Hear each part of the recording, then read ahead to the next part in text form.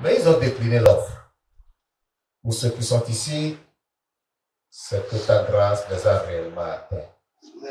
C'est pourquoi je prie que le message que tu nous enverras depuis ton trône ce matin soit vivant et efficace dans nos cœurs pour toucher nos âmes, afin de transformer nos vies. Seigneur, ce que je demande, c'est que tu fasses de chacun de nous des citoyens du royaume céleste au nom de Jésus. Amen. Fais de nous des membres de ton église que tu as bâtie. Lorsque tu disais, tu es Pierre, et que sur cette pierre, je bâtirai mon église, et que les portes du séjour des morts ne prévaudront point contre elle. Qu'il soit ainsi au nom de Jésus. Amen. Merci parce que je crois que tu nous parleras ce matin. Viens, prends la bouche de ton serviteur et parle à ton peuple au nom de Jésus. Merci parce que je crois que tu l'as compris. Que la gloire et l'adoration te soient rendues pour ta fidélité. Au nom puissant de Jésus de Nazareth, nous avons prié. Amen. Amen. Amen. Soyez bénis. Amen. Ce matin, nous considérons un message qui a pour thème être et demeurer membre de l'Église de Jésus-Christ. Être et demeurer membre de l'Église de Jésus-Christ. Cela voudra dire que nous sommes appelés à être membres de cette Église et à demeurer membres de cette Église de Jésus-Christ jusqu'au dernier jour. Gloire à Dieu. Alléluia. Jésus nous a dit dans Matthieu chapitre 16, au verset 18, Matthieu 16, verset 18, « Et moi, je te dis que tu es Pierre, et que sur cette pierre, je bâtirai mon église, et que les portes du séjour des morts ne prévaudront point contre elle. » Amen. Amen. Jésus dit qu'il bâtira son église ou sur un roc solide, un roc inébranlable. Ce roc servira de fondement pour l'église de Jésus-Christ. Un fondement ferme, un fondement inébranlable, un fondement immuable, un fondement que rien ne pourra bouger ni déplacer. Et son église sera bâtie sur ce fondement. Il parle de son église et non de ses églises. Jésus n'a pas dit « et je bâtirai mes églises ». Il a dit « je bâtirai mon église ». Ce qui voudra dire que Jésus-Christ n'a qu'une seule église. Il n'y en a pas deux. Alléluia. Il n'y a qu'une seule église et non deux, et non mille, et non millions d'églises, comme nous le voyons à travers le monde entier aujourd'hui. Et il faut que les hommes de Dieu que nous sommes, nous soyons capables d'amener les membres de nos assemblées à devenir des membres de l'Église de Jésus-Christ. Amen. Alléluia. Amen. Parce que il y a une réalité. Quelqu'un peut être membre d'une église locale, d'une assemblée locale, être fidèle à cette assemblée, faire tout ce que demande cette assemblée, mais ne pas pouvoir être membre de l'église de Jésus-Christ. Alléluia. Et ce matin, par la grâce de Dieu, je vais vous révéler l'église de Jésus-Christ dont il est indispensable d'être membre. Parce que si tu n'es pas membre de cette église, tu ne pourras pas voir Dieu. Tu ne pourras pas hériter le royaume de Dieu. Gloire à Dieu. Gloire à Dieu. Alléluia. Le Seigneur nous aidera. Et donc nous comprenons par là que l'église dont Jésus parle dans ce passage, ce n'est pas le bâtiment que nous appelons aujourd'hui église. Parce que nous appelons le bâtiment église. Ce n'est pas le bâtiment l'église. Ce n'est pas non plus une assemblée locale qui est l'église. Ce n'est pas non plus une dénomination qui est l'église dont Jésus parle. C'est par extension que ces choses ont pris le nom d'église. Ce n'est pas extension qu'on peut appeler un bâtiment église, qu'on peut appeler une dénomination église, une assemblée locale église. Ce n'est pas extension. Donc c'est rentré dans nos langages, c'est rentré dans notre vocabulaire et nous l'avons accepté. Mais l'église dont Jésus-Christ parle, c'est l'ensemble de tous ceux-là qui sont régénérés par le sang que Jésus-Christ a coulé à la croix du Calvaire.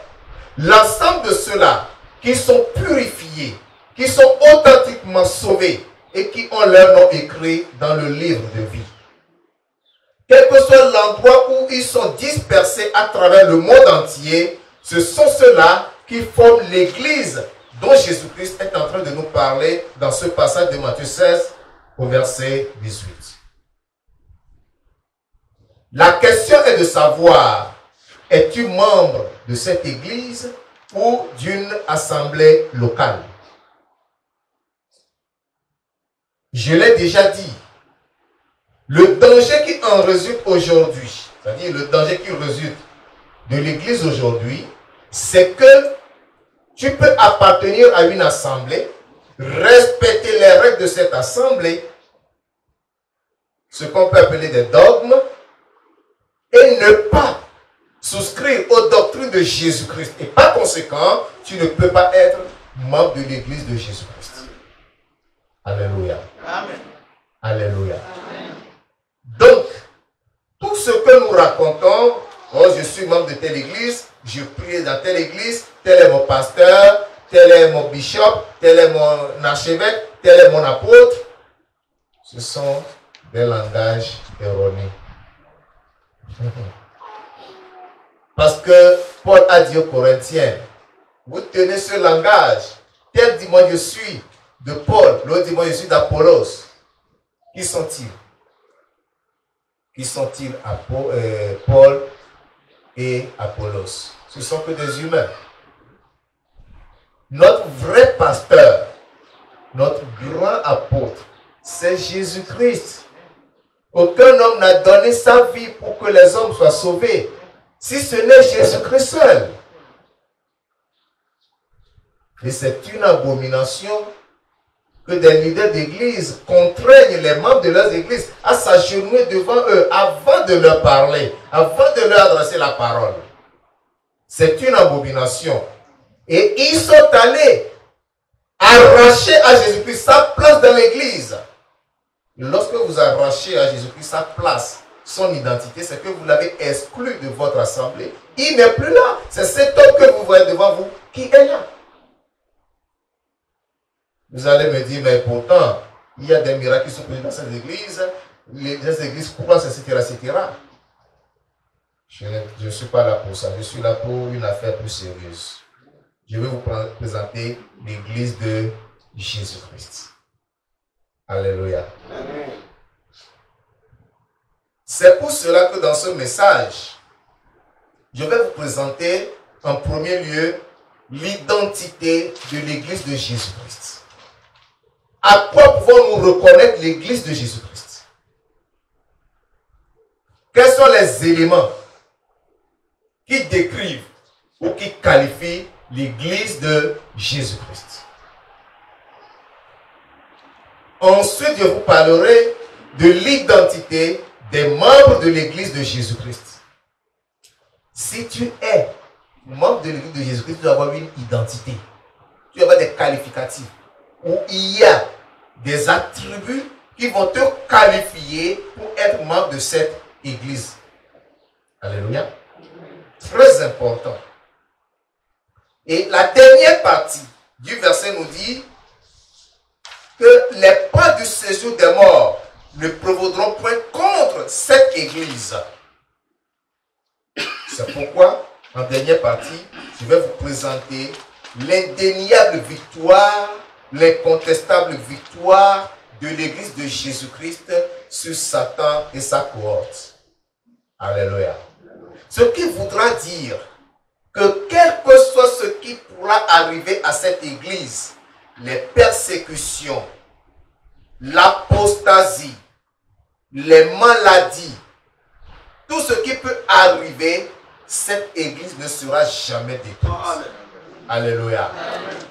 Une église locale peut être détruite, mais l'église de Jésus-Christ ne sera jamais détruite. C'est pourquoi ceux qui persécutent les églises locales perdent leur temps. Est-ce que vous vous demandez pourquoi Dieu continue de susciter encore des ministères, de susciter encore des hommes qui prêchent la parole? Il ne s'est pas arrêté seulement au premier prédicateur. C'est parce que le fondement de son église est un fondement solide et que l'église qu'il a bâti dessus ne sera jamais détruite. Alléluia. Retournons dans nos textes.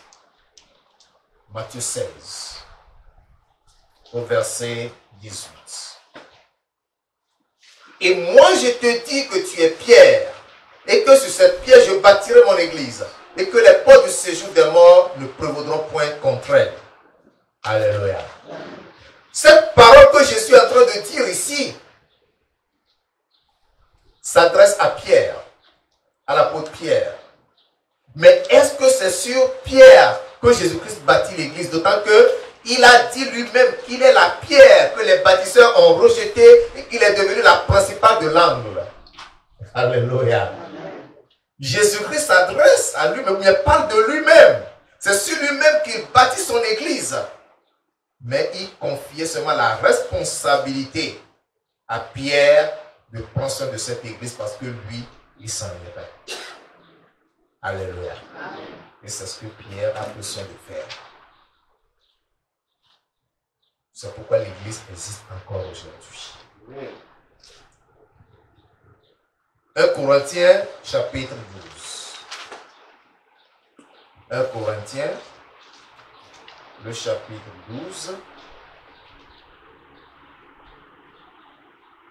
Le verset 13. Corinthiens chapitre 12, le verset 13. Je vous parle donc de l'identité de l'église de Jésus-Christ. Je lis 1 Corinthiens 12, verset 13. Nous avons tous, en effet, été baptisés dans un seul esprit pour former un seul corps, soit juif, soit grec, soit esclave, soit libre, et nous avons tous été abreuvés d'un seul esprit. Amen. Amen. Ici, nous voyons l'église de Jésus-Christ. L'église de Jésus-Christ est fondée sur l'unicité. Nous avons tous été baptisés dans un seul esprit. C'est le Saint-Esprit seul qui baptise. Et c'est en cet esprit que l'église de Jésus-Christ est baptisée. Pour faire quoi? Pour former combien de corps? Un seul corps. Nous voyons l'unicité de l'église de Jésus-Christ. Qu'on soit juif, qu'on soit grec, qu'on soit esclave, qu'on soit libre, qu'on soit béninois, qu'on soit togolais, qu'on soit gabonais, qu'on soit camerounais, qu'on soit ghanéen, qu'on soit de n'importe quelle nationalité, nous formons un seul et unique corps. Alléluia. C'est ça l'église de Jésus-Christ. Donc l'église de Jésus-Christ n'est pas divisée. Il n'y a pas de division dans ce corps. Non. Mais vous allez me demander, mais pourquoi donc y a-t-il plusieurs églises? Je vous ai déjà fait la différence, ou bien je vous ai déjà expliqué la différence entre l'église de Jésus-Christ et ce que nous appelons église. De ces différentes dénominations ou assemblées locales, Jésus-Christ ressort son église. Lui seul, c'est ceux qui lui appartiennent dans tout cela, ceux qui sont membres de son église. Alléluia. Amen. Et tu dois en avoir aussi l'assurance si tu es membre de cette église, parce que la Bible dit que l'Esprit rend témoignage à notre esprit que nous sommes quoi? Enfants de Dieu. Si tu es enfant de Dieu, tu dois le savoir. L'église de Jésus-Christ est une église qui est séparée d'avec le monde et ses plaisirs et toutes ses ambitions. C'est ça l'église de Jésus-Christ. Lisons Éphésiens chapitre 2. Éphésiens chapitre 2, du verset 20 au verset 22. Éphésiens chapitre 2, verset 20, verset 22. Vous avez été édifiés sur le fondement des apôtres et des prophètes. Jésus-Christ lui-même étant la pierre angulaire. Alléluia. En lui, tout l'édifice étant pour moi, bien coordonné, c'est pour former un temple saint dans le Seigneur. En lui, vous êtes aussi édifiés pour être une habitation de Dieu en esprit. Amen. Amen. Vous avez été édifiés sur le fondement des apôtres et des prophètes. Jésus-Christ, lui-même étant la pierre angulaire. Quand il n'y a pas l'angle, la maison ne tient pas. Et il faut une pierre pour que l'angle se tienne bien debout. Et c'est Jésus-Christ même. Et en Jésus-Christ maintenant, tout l'édifice dit l'ensemble du corps, bien coordonné, c'est là pour être un temple saint dans le Seigneur. Ici, nous comprenons que l'église de Jésus-Christ est ce temple saint. Gloire à Dieu. Si vous me dites que le bâtiment dans lequel nous nous rassemblons pour prier Dieu est un temple saint, je vous dirai c'est faux. Ça peut être dans une certaine mesure. Mais est-ce que tous ceux qui y rentrent sont saints? Lorsqu'il y a un souillé qui rentre dans un lieu saint, le lieu devient souillé. Mais l'église de Jésus-Christ ne connaît pas de souillure. C'est saint. Il n'y a pas de péché là-bas. En lui, vous êtes aussi édifiés. En Christ, nous sommes aussi édifiés pour être une habitation de Dieu en esprit. C'est-à-dire que notre corps devient maintenant le temple de Dieu et du Saint-Esprit. Alléluia. C'est ce que la parole de Dieu nous dit. Si tu es membre de cette église, il faut que tu saches que ton corps est le temple de Dieu et du Saint-Esprit. Éphésiens chapitre 4. Éphésiens chapitre 4, verset 13. Je ne vais pas me passer pour ce message. C'est un message que je juge très important et qu'il faut que j'explique bien les choses pour que vous les compreniez. Donc là où je vais arriver, si je vois qu'on a déjà fait beaucoup de temps, je vais m'arrêter là. Et nous allons continuer la prochaine fois si Jésus-Christ avait à venir. Éphésiens chapitre 4, verset 13. Jusqu'à ce que nous soyons tous parvenus à l'unité de la foi et de la connaissance du Fils de Dieu, à l'état d'homme fait, à la mesure de la stature parfaite de Christ. Donc voilà l'église de Jésus-Christ. Nous tous devons parvenir à l'unité de la foi. Une foi commune guide cette église, la foi en Jésus-Christ. Pas la foi en un autre sauveur. On ne peut pas avoir la foi à un pasteur, à un apôtre, à un prophète, à un bishop. On a confiance en eux. Alléluia. Mais on a foi en Jésus-Christ. Là, c'est l'Apôtre chapitre 15. L'Apôtre chapitre 15. Nous lisons du verset 13 au verset 18. Acte 15, 13 à 18. Je lis la parole de Dieu. Lorsqu'ils eurent cessé de parler, Jacques prit la parole et dit: Hommes frères, écoutez-moi. Simon a raconté comment Dieu a d'abord jeté les regards sur les nations pour choisir du milieu d'elles un peuple qui porta son nom. Retenez bien. Il dit, Dieu a jeté les regards sur les nations pour choisir au milieu de ces nations un peuple qui fasse quoi? Qui porte le nom du Seigneur. Parmi les nations, Dieu a suscité des gens pour porter son nom. Donc nous comprenons que même le nom chrétien aujourd'hui qui est devenu vulgaire est mal utilisé. Il ne suffit suffit pas de rentrer dans un bâtiment où les gens sont ensemble pour prier, sortir, pour dire que je suis chrétien. Mais c'est ce que nous voyons aujourd'hui. Et puis il y en a qui n'y rentrent même pas, mais qui se disent aussi chrétiens. Chrétien avec la bouteille de regard à main. Chrétien, on en a dormi chez la prostituée. C'est ce que nous voyons aujourd'hui. Chrétien avec l'idolâtrie. Chrétien avec la sorcellerie. Je suis chrétien parce que je m'appelle Paul. Je suis chrétien parce que je m'appelle Jean. Mais j'ai été l'apôtre bien-aimé de Jésus, non? C'est ce que nous voyons aujourd'hui. Le Seigneur nous aidera. Et avec cela, s'accordent les paroles des prophètes selon qu'il est écrit. Après cela, je reviendrai et je relèverai de sa chute la tente de David. J'en réparerai les ruines et je la redresserai, afin que le reste des hommes cherche le Seigneur, ainsi que toutes les nations sur lesquelles mon nom est invoqué, dit le Seigneur qui fait ces choses. Et à qui, elles sont connues de toute éternité. Amen. Ici, nous voyons la parole de Dieu qui nous dit clairement que Dieu choisit des gens dans des nations sur lesquelles il dépose son nom, ou bien des gens qui portent son nom pour lui appartenir. Ceci forme ce que nous appelons l'Église de Jésus-Christ. Toi, tu es ici. Ce que tu vois ici, ce sont tes frères en Christ. C'est bon. Celui-là qui n'est pas ici avec nous, mais qui prie aussi comme nous, dans la sainteté, dans la crainte de Dieu, est aussi ton frère. Et vous appartenez tous à une seule et même Église.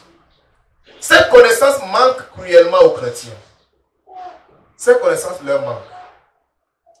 C'est pour cela qu'il y a beaucoup de divisions. Et des hommes de Dieu s'envient et se querellent. Réel problème dans notre monde aujourd'hui. Ils oublient que ce qui nous unit est plus fort que ce qui nous divise. Au lieu que nous restions attachés à ce qui nous unit, nous faisons plus attention à ce qui nous divise. Ce qui nous unit, c'est la personne de Jésus-Christ. Lui seul s'est sacrifié pour nous. Parce que lui, là où il est, à l'heure où nous sommes, il dit, je suis chrétien grâce à la mort et au sang de Jésus-Christ. Et toi aussi, tu dis la même chose. Tu es chrétien grâce à la mort de Jésus-Christ. Il est chrétien grâce à la mort de Jésus-Christ. Mais pourquoi vous ne pouvez pas vous unir? Pourquoi quand tu le vois, tu ne peux pas dire c'est mon frère? Et lui ne peut pas dire tu es aussi son frère ou sa soeur. Pourquoi est-ce que lorsque tu voyages, tu vas quelque part, où il n'y a pas ton église, l'assemblée où tu pries, il y a une autre assemblée, tu ne peux pas rentrer là et adorer Dieu, sortir tranquillement. Il dit non, tant qu'il n'y a pas ma dénomination, tant qu'il n'y a pas mon assemblée, je ne peux pas aller là-bas. Pourquoi? C'est parce que nous ignorons la personne de l'homme qui nous a rachetés. C'est parce que nous ignorons que Christ n'a qu'une seule église. Qu'il existe 1000 dénominations, Jésus-Christ n'a qu'une seule église. Et c'est cette église qui sera enlevée. Alléluia. Amen. C'est la seule église de Jésus-Christ qui sera enlevée. Ce ne sont pas les dénominations qui seront enlevées. Ce ne sont pas les ministères qui seront enlevés. C'est l'église de Jésus-Christ qui sera enlevée. Amen. Et si tu n'es pas membre de cette église, tu vas rater l'enlèvement. Si tu es membre d'une dénomination, si tu continues de dire mon pasteur, mon apôtre, mon prophète, mon bishop, tu vas rater l'enlèvement. Il est temps que tu reconnaisses la seigneurie de Jésus-Christ. Et que tu t'accroches à lui. Et lorsque tu rencontres un chrétien, s'il dit qu'il est chrétien, même s'il n'est pas dépouillé comme toi, c'est ton frère, c'est ta soeur. Alléluia. Et tu dois l'aimer. Peut-être à travers toi, il comprendra aussi la doctrine du dépouillement. Si nous sommes convaincus que le dépouillement vient de Dieu, à travers toi, il le comprendra. Et il le pratiquera.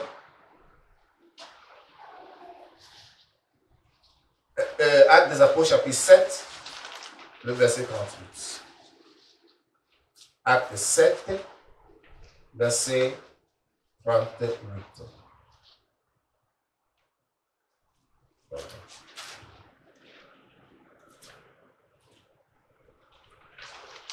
C'est lui qui, lors de l'assemblée au désert, étant avec l'ange qui lui parlait sur la montagne de Sinaï, et avec nos pères reçut des oracles vivants pour nous les donner. Je vais m'arrêter sur la première partie. C'est lui qui, lors de l'assemblée au désert, on nous parle de quoi? De l'assemblée au désert. Cette assemblée au désert était l'église. C'est l'église dans le désert. Alléluia. Sous la conduite de Moïse. Mais ils étaient dirigés par Dieu même. Parce que Dieu allait au-devant d'eux la nuit, sous forme de lumière, pour les éclairer.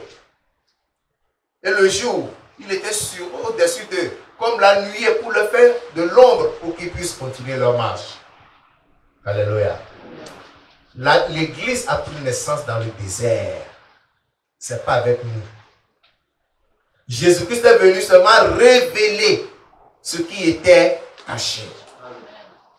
Jésus-Christ est venu compléter ce qui avait été commencé dans le désert. Dans le désert, c'était l'église des enfants d'Israël. Mais avec Jésus-Christ, c'est l'église de tous ceux qui croient en lui, qui l'acceptent et qui le confessent comme Seigneur et Sauveur personnel. Amen. Alléluia. C'est ça l'église. C'est ça qu'on appelle l'église. C'est ça qu'on appelle l'église. Et c'est à cette église que nous devons appartenir. Tu dois appartenir à cette église. Et donc, étant membre de cette église, nous ne sommes pas du tout étrangers à Jésus-Christ. Nous ne sommes pas étrangers à Dieu. Selon qu'il est écrit dans Ephésiens chapitre 2, verset 19. Ephésiens 2, verset 19 nous dit quoi? Ainsi donc, vous n'êtes plus des étrangers, ni des gens du dehors, mais vous êtes concitoyens des saints. Gens de la maison de Dieu. Amen. Nous sommes concitoyens. Comme je vous le disais, celui qui se trouve dans une assemblée, qui dit que c'est grâce à la mort de Jésus, c'est grâce au sang de Jésus-Christ que je suis sauvé. Et que toi aussi tu confesses la même chose, tu deviens un avec cette personne. Vous êtes tous des concitoyens du royaume céleste. Nous sommes tous des membres de l'église de Jésus-Christ. Alléluia. C'est ça qui doit être notre compréhension de l'église de Jésus-Christ. Et Dieu a fait de nous un royaume pour pouvoir l'adorer. Et nous devons l'adorer en esprit et en vérité. Nous devons bien comprendre cette église. C'est une église parfaitement unie, qualifiée par l'unicité. L'unicité de foi, l'unicité de sauveur, l'unicité de rédempteur, l'unicité de l'esprit, l'unicité de baptême. Tout est un et unique dans cette église. Il n'y a pas de division, il n'y a pas de séparation. Je suis chrétien, je suis baptisé, toi aussi tu es baptisé. Tu es mon frère. Le Saint-Esprit est en toi, le Saint-Esprit est en moi. Nous sommes des frères. Nous ne devons pas faire de distinction. Ce n'est pas toi de dire tel est dans une doctrine erronée. Non. C'est la Bible qui l'interprète. Jésus-Christ a dit que, la prophétie sur la naissance de Jésus-Christ a dit qu'il sera la source de grande division. N'est-ce pas? Et à ça, mais on a dit qu'une épée transpercera ton cœur. C'est pas ce qu'on a dit. La prophétie se réalise, vous ne comprenez pas, vous vous mettez à juger les autres. Il ne faut pas juger. Le grand juge se manifestera au grand jour pour juger chacun.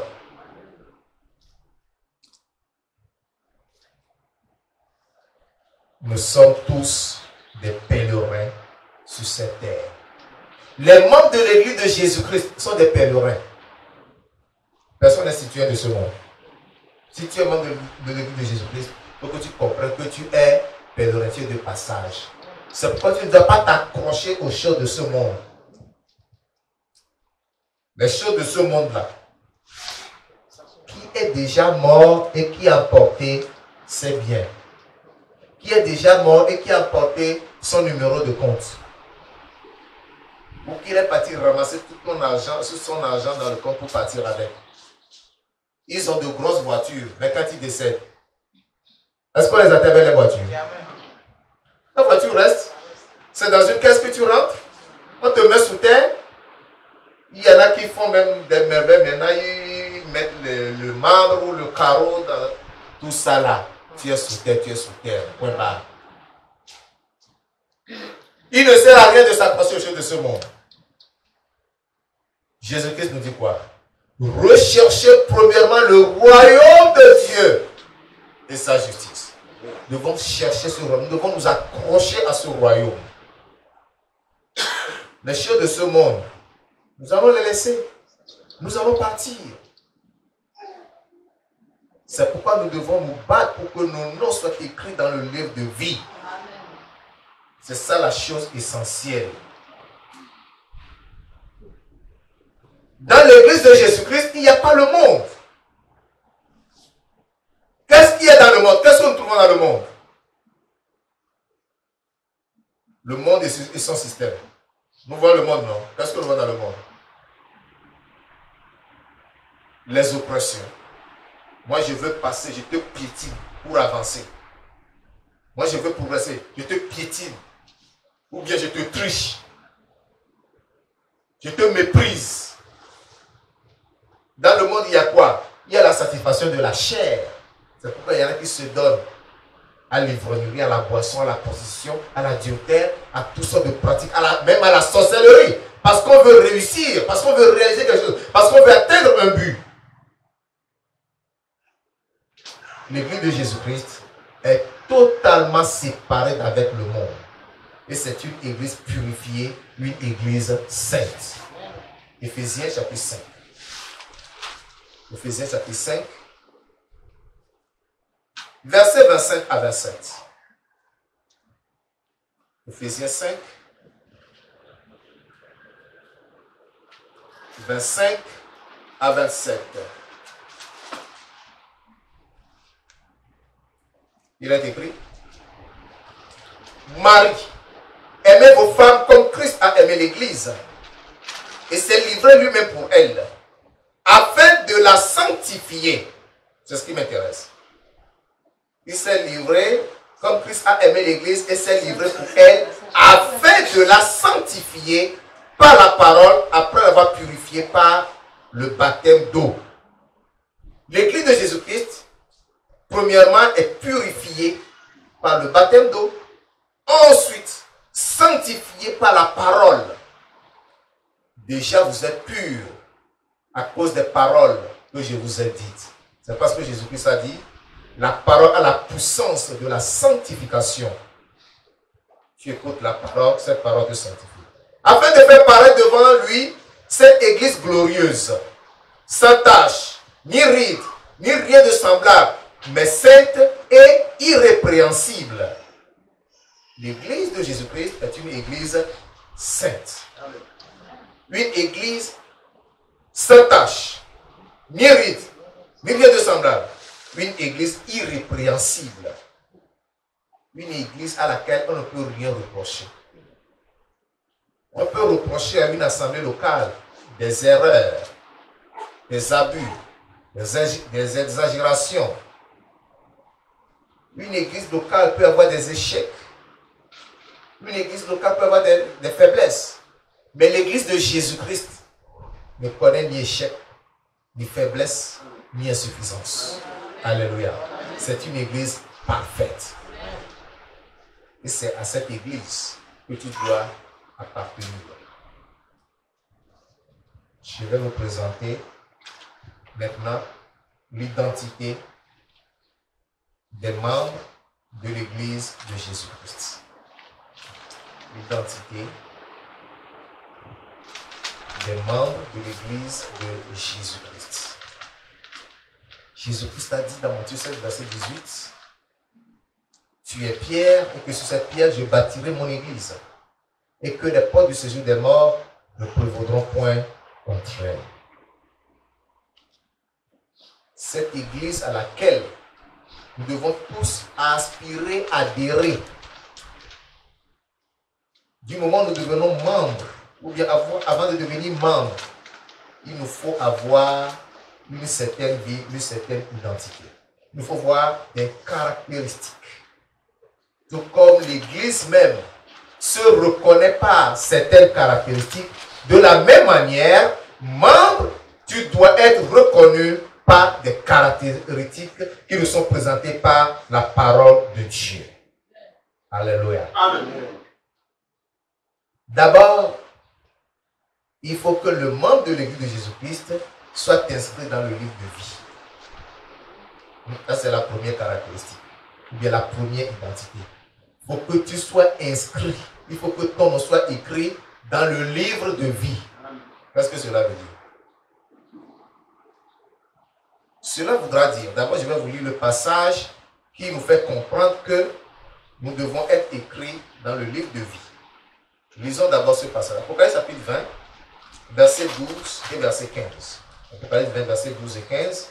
Le verset 12 dit: et je vis les morts, les grands et les petits, qui se tenaient devant le trône. Des livres furent ouverts et un autre livre fut ouvert, celui qui est le livre de vie. Et les morts furent jugés selon leurs œuvres, d'après ce qui est écrit dans ces livres. Ici, d'après ce qui est écrit dans ces livres.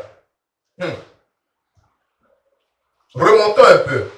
Des livres furent ouverts et un autre livre fut ouvert, celui qui est le livre de vie. Oui, il y a des livres et un livre. Ces livres-là, plusieurs livres-là sont identiques. Parce que ce sont des livres qui appartiennent à ceux qui ne sont pas écrits dans le livre de vie. Le livre de vie est unique, tout comme l'Église de Jésus-Christ aussi est unique. Alléluia. Il faut que ton nom soit écrit dans ce livre pour que tu n'ailles pas en jugement. Maintenant, la question de savoir comment faire pour avoir son nom écrit dans ce livre, où se trouve ce livre pour que ton nom il soit écrit. Quelqu'un peut poser cette question, non? Où est ce livre? Ce livre se trouve dans le royaume de Dieu. Ce livre est détenu par un ange qui tient le stylo et qui écrit. Pour que vous le sachiez. Je ne l'ai jamais vu, mais je sais que ça existe. Parce que la Bible m'en a parlé. N'est-ce pas? Ok. Terminons la lecture. Le verset. Apocalypse chapitre 20. Le verset. Ça, c'est le verset 15 que j'ai lu, n'est-ce pas? Le verset 12. Oui, j'ai lu maintenant le verset 15. Il dit: quiconque ne fut pas trouvé écrit dans le livre de vie fut jeté dans les temps de feu. Donc, si tu n'es pas écrit dans ce livre, tu seras jeté dans les temps de feu. Comment faire pour avoir son nom écrit dans ce livre? Moi, j'ai des livres, j'ai des cahiers. Parce qu'ailleurs, il y a des registres de membres. Quand tu es baptisé, on ajoute ton nom à ce registre. Tu es devenu membre. Tu as même un carnet de dîmes où on va vérifier si tu paies régulièrement tes dîmes ou tes offrandes. Je ne sais pas comment ils l'organisent, mais je sais qu'il y a des choses comme ça. Nous, on n'a pas de registre. On te connaît, tu es frère, tu es frère. Tu es frère ou tu es soeur. Mais là-bas au ciel, il y a un livre. Pour que tu aies ton nom écrit dans ce livre, écoute bien. Il faut que tu sois né de nouveau. Jésus a dit à Nicodème, il faut que tu sois né de nouveau. Si un homme ne naît d'eau et d'esprit, il ne peut voir le royaume de Dieu. Il faut que tu naisses d'eau et d'esprit. Il faut que tu te reconnaisses pécheur. Il faut que tu confesses tes péchés à Dieu, tu demandes pardon. Tu réclames le sang de Jésus-Christ qui a coulé au calvaire pour te laver et te purifier. Et tu prends l'engagement de ne plus retourner à ces péchés. Tu invites Jésus-Christ et tu l'acceptes dans ton cœur comme ton Seigneur et Sauveur personnel. Alléluia. Alléluia. Lorsque tu le fais sincèrement, ton nom sera écrit dans le livre de vie. Écoutez-moi très bien. Certains ont fait cette confession ou cette repentance, mais peut-être pour plaire à un homme, peut-être pour plaire à celui qui leur a annoncé l'évangile, peut-être pour plaire à un parent. Ils ne l'ont pas fait sincèrement du fond du cœur. Nous les hommes, nous regardons l'apparence, mais Dieu regarde au cœur. Ceux-là n'ont pas leur nom écrit dans le livre de vie. Il m'est arrivé de rencontrer des pasteurs qui ne sont même pas nés de nouveau, des prédicateurs. Ils ont fondé leur église. Ils n'ont pas fait l'expérience du salut, leur nom n'est pas écrit dans le livre de vie. Mon frère, ne te défends pas, ne te justifie pas. Si tu sais que peut-être tu es malade, on t'a amené à l'église, on t'a dit accepte Jésus avant qu'on prie pour toi. Et toi tu dis, ah, tout ce que je dois faire pour être guéri, je vais le faire. Et puis tu fais cette confession, tu invites Jésus-Christ. Après de Jésus, je te donne ma vie, je t'accepte, tu es mon Seigneur Sauveur personnel. On prie pour toi, tu es guéri. Tu n'es pas encore né de nouveau. Tu l'as fait parce que tu veux quoi? La guérison. Donc on n'est pas plus dans le livre de vie. Je te dis la vérité. Je te dis la vérité. Ce sont des gens qui après tout désertent l'église. Parce qu'ils sont guéris, ils ont la santé. Ils vont faire leur vie. Ils abandonnent. Après la guérison, ils vont continuer un moment. Ils vont continuer, ils vont continuer. Ils vont même servir. Puis après, hop, ils disparaissent. Peut-être il y a un problème. Tu dis, ah, trouvez-moi un homme de Dieu qui prie pour moi. Quand tu trouves l'homme de Dieu te dit, ah, il faut que tu rentres d'abord en communion avec Dieu. En quoi faisant? En acceptant Jésus-Christ comme ton Seigneur Sauveur personnel. Et puis tu le fais. Jésus, je te confesse. Je reconnais que tu es mort pour moi. Tu as versé ton sang pour me sauver. Aujourd'hui, je te donne ma vie. Tu es mon Seigneur Sauveur personnel. Amen. On prie pour toi. La solution est trouvée. Tu n'es pas né de nouveau. Non. Parce que tu cherchais la solution à ton problème. Ce n'est pas Jésus-Christ que tu cherchais. Il faut que tu reviennes chercher Jésus-Christ pour être vraiment sauvé. Pour avoir ton nom écrit dans le livre de vie. Plusieurs aujourd'hui ont cette nouvelle naissance de façade. Un faux salut sur lequel ils s'appuient. Tu t'appuies sur un faux salut, tu n'iras pas au ciel. Il faut que tu rentres en contact avec le Seigneur. Il faut que tu l'acceptes. Et que l'Esprit de Dieu rende des témoignages à ton esprit que tu es enfant de Dieu. Amen. Sans cela, tu n'iras nulle part. Deuxième élément. Tout comme l'Église est séparée d'avec le monde, il faut que toi aussi, en tant que membre de l'Église de Jésus-Christ, tu te sois séparé du monde. Il faut la séparation d'avec le monde. Vous pourrez lire 2 Corinthiens 6, verset 14, jusqu'au chapitre 7, au verset 1. 2 Corinthiens chapitre 6, du verset 14 jusqu'au chapitre 7, au verset 1. Il n'y a aucun rapport entre le temple de Dieu et les idoles. Il n'y a aucun rapport entre le fidèle et les fidèles. Dieu nous dit quoi? Sortez du milieu d'eux, séparez-vous, ne touchez à rien d'impur. Et vous accueillerez, je vous accueillerai. Vous serez pour moi des fils et des filles. Et il y a donc de telles promesses, nous devons nous purifier, nous devons nous sanctifier en achevant notre sanctification dans la crainte. Alléluia. Amen. Tu as besoin de te séparer du monde et de tous ces plaisirs-là. Tu dois rejeter la fornication. Tu dois rejeter le mensonge. Tu dois rejeter la masturbation. Tu dois rejeter le vol.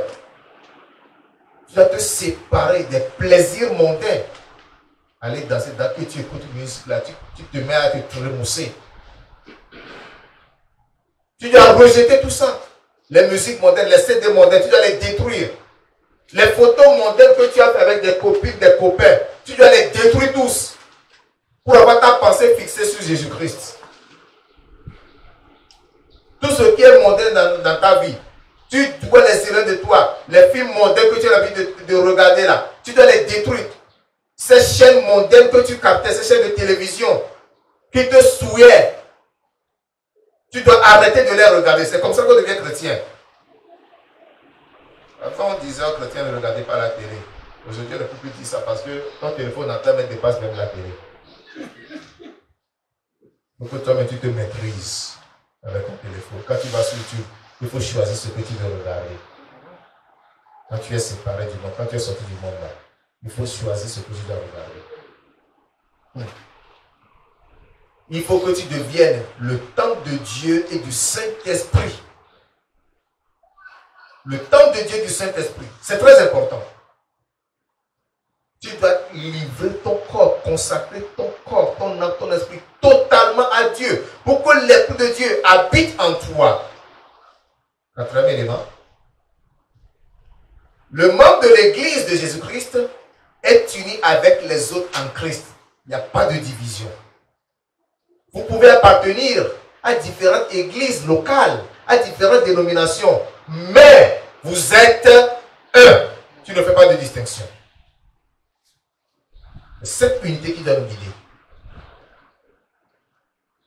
Cinquième élément, il faut que tu sois édifié sur Christ et réuni à lui. C'est-à-dire, ta vie chrétienne, ta foi doit être bâtie sur Jésus-Christ et non sur rien d'autre. Parce que c'est lui seul qui a été donné pour que nous soyons sauvés. C'est lui notre Seigneur, c'est lui notre Sauveur, c'est lui notre guide.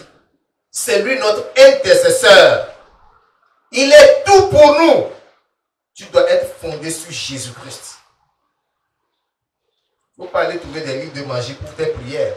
Ou dire que toi, quand tu pries, ce que tu demandes, Dieu te donne. Mais si tu demandes que même si tu demandes que quelqu'un meure, la personne meurt.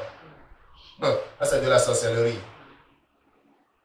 Jésus-Christ doit être tout pour toi. Sixième élément. Il faut que tu sois sanctifié et rempli d'amour. La sanctification.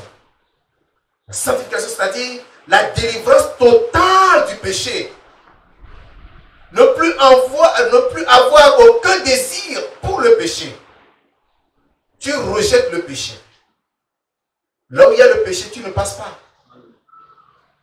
La vie sanctifiée et l'amour dans ton cœur. Tu dois aimer les frères comme toi-même. C'est ce que Jésus nous a dit. Tu aimes Dieu et tu aimes ton semblable comme toi-même. L'amour. L'amour et l'amour encore. Jésus dit que lorsque vous avez de l'amour les uns pour les autres, alors on reconnaîtra que vous êtes vraiment mes disciples. Disciple de Jésus-Christ, ce n'est pas l'amour qu'on te reconnaîtra. Ce n'est pas l'amour qu'on vous reconnaîtra. Il faut l'amour. Septième élément, Paul nous dit dans 1 Thessaloniciens chapitre 5, verset 17, priez sans cesse. Un membre de l'église de Jésus-Christ n'est jamais fatigué de prier. Tu dois prier sans cesse. Il y en a qui ne prient que lorsqu'ils ont des problèmes. Quand le problème finit là, il n'y a plus de prière. Donc, ils sont tellement égoïstes qu'ils ne savent même pas prier pour les autres. Ils ne prient que pour eux-mêmes. Priez sans cesse. Vous savez, la prière, c'est le carburant du chrétien. Le chrétien est comme un véhicule. Le véhicule ne peut pas démarrer quand il n'y a pas de carburant. Et pour que tu puisses fonctionner, il te faut de la prière. La prière. Si tu ne pries pas, tu ne pourras pas évoluer. Priez sans cesse. Enfin, le membre de l'église de Jésus-Christ doit vivre et marcher selon l'esprit. Et ça, nous allons lire le verset. C'est Romains chapitre 8. Romains chapitre 8, verset 9 et verset 14. Romains 8, 9 et 14. Je lis. Pour vous, vous ne vivez pas selon la chair, mais selon l'esprit. Si du moins l'esprit de Dieu habite en vous. Si quelqu'un n'a pas l'esprit de Christ, il ne lui appartient pas. Verset 14. Car tous ceux qui sont conduits par l'esprit de Dieu sont fils de Dieu. Amen. Donc tu dois vivre selon l'esprit, tu dois marcher selon l'esprit. Tu ne peux rien faire qui soit contraire à l'esprit. Non, tu dois te conformer à l'esprit. Alléluia. Je vais faire l'effort de terminer quand même le message. L'indéniable victoire de l'Église de Jésus-Christ sur le diable et sa horde. L'indéniable victoire de l'Église de Jésus-Christ sur le diable et sa horde. La horde, c'est un groupe de personnes violentes, malfaiteurs, destructeurs. Le diable a sa horde. La horde là, c'est composé de méchants démons. Qu'est-ce qu'il cherche? Il cherche à détruire l'Église. Le diable poursuit un seul objectif, c'est de détruire l'Église de Jésus-Christ. Pour qu'on ne parle plus de Jésus-Christ. Mais il a échoué même avant d'engager ce combat. Amen. Parce que Jésus-Christ l'a vaincu. Depuis Genèse 3, qu'est-ce qu'il a dit? Tu blesseras le talon et t'écraseras la tête. Sa tête a été écrasée depuis longtemps. Alléluia. En dépit des efforts les plus acharnés de Satan, de l'apostasie qui se manifestera parmi les croyants, des églises qui deviendront tièdes et des faux docteurs qui s'infiltreront dans le royaume de Dieu, l'Église ne sera pas détruite. Alléluia. Quel que soit ce que le diable fera, l'Église sera encore solide. Il va jeter des gens à terre, mais ils se relèveront. Ils tiendront debout parce que leur maître Jésus-Christ est debout. Tu te tiendras debout parce que Jésus-Christ est debout. Amen. Par sa grâce souveraine, sa sagesse et sa puissance, Dieu préservera toujours un reste de croyants et d'églises qui, tout au long de l'histoire de la rédemption, demeureront fidèles à l'évangile de Christ et des apôtres. Gloire à Dieu. Ah. Cette église de Jésus-Christ sera toujours faible. Et vous savez, je vais dire quelque chose qui va vous étonner. Nous sommes des milliers dans les assemblées chrétiennes, n'est-ce pas? Ici où nous sommes ce matin, nous faisons la trentaine et plus. Mais, s'il faut parler de l'église de Christ parmi nous ce matin, peut-être il y en a seulement 5 qui en sont morts. Mais que d'ici 18 heures, nous ne pourrons plus être membres de cette église. Parce que les gens sont au travail en permanence, ils surveillent nos faits et jettent toutes nos actions. Tout de suite, on est gommé. Écrit ailleurs. Donc, nous devons faire très attention. Nous devons faire très attention. Donc cette église, ce n'est pas la foule que nous voyons dans les assemblées locales. Hein. Ce n'est pas cette foule que nous voyons là. C'est pourquoi je vous dis que plusieurs sont des assemblées locales, dans les églises locales, dans des dénominations, mais ils ne sont pas membres de cette église de Jésus-Christ. C'est pourquoi toi tu dois lutter pour être membre de cette église et demeurer membre de cette église. Ce n'est pas pour rien que j'ai dit être et demeurer membre de l'église de Jésus-Christ. Tu es membre de l'église de Jésus-Christ tout de suite. Mais il faut que tu demeures. C'est-à-dire que tu restes là en tant que membre jusqu'au retour de Christ.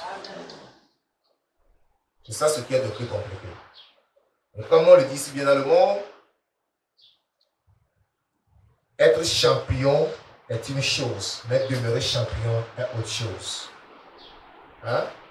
Lorsqu'on joue, par exemple, la Coupe du Monde de football, celui qui gagne, c'est lui le champion, non? La saison prochaine, il repart. Mais il y a de ces champions qui sont éliminés même en match de poule. Dès le premier match, il n'est plus champion. Vous comprenez? Donc, c'est bien des champions, c'est facile des champions. Mais se maintenir champion là, c'est là où se trouve le vrai problème. C'est pourquoi je voudrais encourager chacun de nous à reconnaître et à s'accrocher à la Seigneurie de Jésus-Christ pour que la puissance du Saint-Esprit te maintienne dans cette église de Jésus-Christ jusqu'à son retour. En tant que membre de cette église, il faut que tu sois capable de démontrer la puissance du Saint-Esprit en triomphant des tentations et des pièges que le diable te tend ci et là.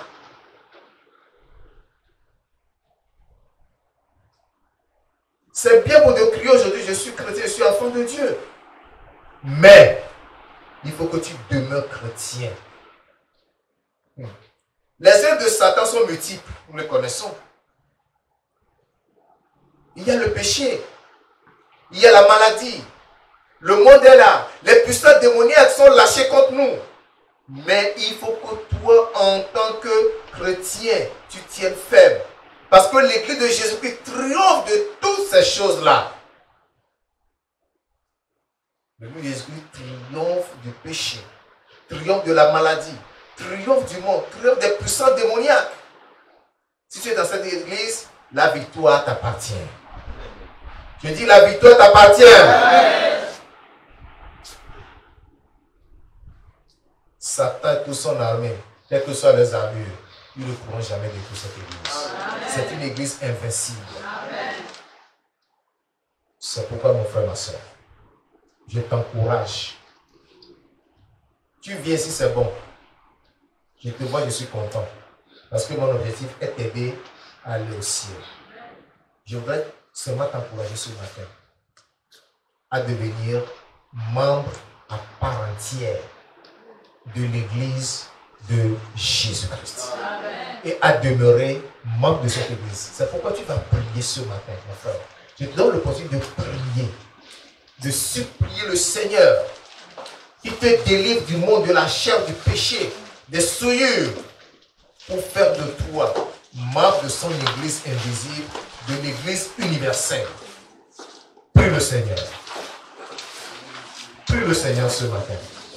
Lève-toi et parle au Seigneur du fond de ton cœur. Parle au Seigneur sincèrement ce matin.